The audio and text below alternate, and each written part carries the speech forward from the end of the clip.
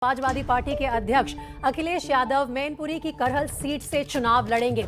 अब से बस कुछ ही देर पहले इसका औपचारिक ऐलान किया गया है समाजवादी पार्टी की प्रेस कॉन्फ्रेंस में। और एबीपी न्यूज ने सबसे पहले आपको बता दिया था कि अखिलेश करहल सीट से चुनाव लड़ने वाले हैं।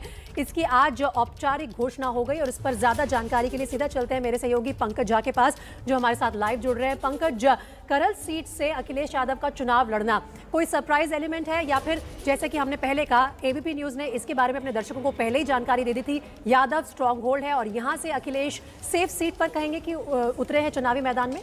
जी हाँ, इसके पीछे दो तीन तरह की रणनीति है अखिलेश यादव की। सबसे पहली बात तो ये, जिस तरह की चर्चा थी कि कभी आजमगढ़ के गोपालपुर से लड़ सकते हैं या फिर बदायूं के गुन्नौर से लड़ सकते हैं, तो नहीं, उन्होंने उस सीट को चुना जहां पे उनके परिवार का कोई सदस्य पहले चुनाव नहीं लड़ा है। तो उस आरोप से कि परिवारवाद वाले आरोप से वो निकल जाएंगे। करहल जो मैनपुरी की विधानसभा सीट है, उनका जो गांव है सैफई में, उससे महज 4-5 किलोमीटर की दूरी पर है और यादवों के दबदबे वाला ये कॉन्स्टिट्यूएंसी है, वहां आराम से जीत सकते हैं। और जैसा आपने देखा, गोरखपुर में जब योगी आदित्यनाथ चुनाव लड़ रहे हैं तो वहां जो सिटिंग एमएलए है राधा मोहन अग्रवाल, उनको इस बात की भनक तक ही नहीं थी कि योगी आदित्यनाथ इस सीट से चुनाव लड़ेंगे।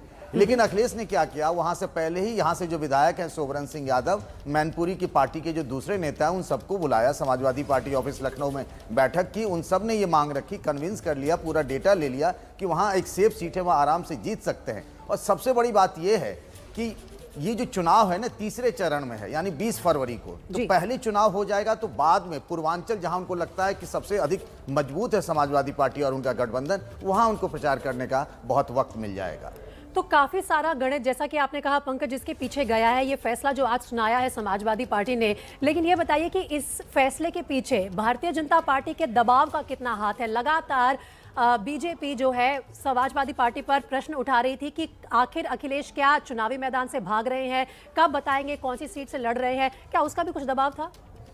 देखिए, राजनीति में इस तरह की बातें कही जाती हैं और बीजेपी की तरफ से इस तरह के आरोप भी लगाए जा रहे हैं कि हमने पहले योगी आदित्यनाथ के बारे में फैसला कर लिया। लेकिन अगर आप पिछले 1 महीने से अखिलेश यादव के बयान को देखें, चाहे हमने भी जब सवाल किया कि आप चुनाव लड़ेंगे या नहीं लड़ेंगे, तो गोलमोल जवाब देते थे कि पार्टी फैसला करती है। और आप जानती हैं, समाजवादी पार्टी में सारे फैसले अखिलेश यादव खुद ही करते हैं। लेकिन उन्हें रणनीति के हिसाब से अपना दांव बचा कर रखा था कि एक बार योगी आदित्यनाथ का ऐलान हो जाए। जब उन्होंने देखा कि उनका ऐलान हो गया तो उससे पहले लड़ने की उन्होंने बात कह दी। जो मैंने अभी कहा कि चुनाव लड़ने के लिए, चुनाव प्रचार के लिए उनके पास वक्त मिल जाएगा, अखिलेश यादव को एक सेफ सीट भी मिल जाएगी। तो दोनों गणित इस हिसाब से फिट बैठ रहा है करहल को लेकर। जी पंकज, बहुत बहुत शुक्रिया आपका इस पूरी जानकारी के साथ हमारे साथ जुड़ने के लिए। कुल मिलाकर 3,71,000 वोटर हैं करहल में और उसमें से 1,44,000 यादव हैं। तो सेफ सीट से उतरे मैदान में अखिलेश यादव।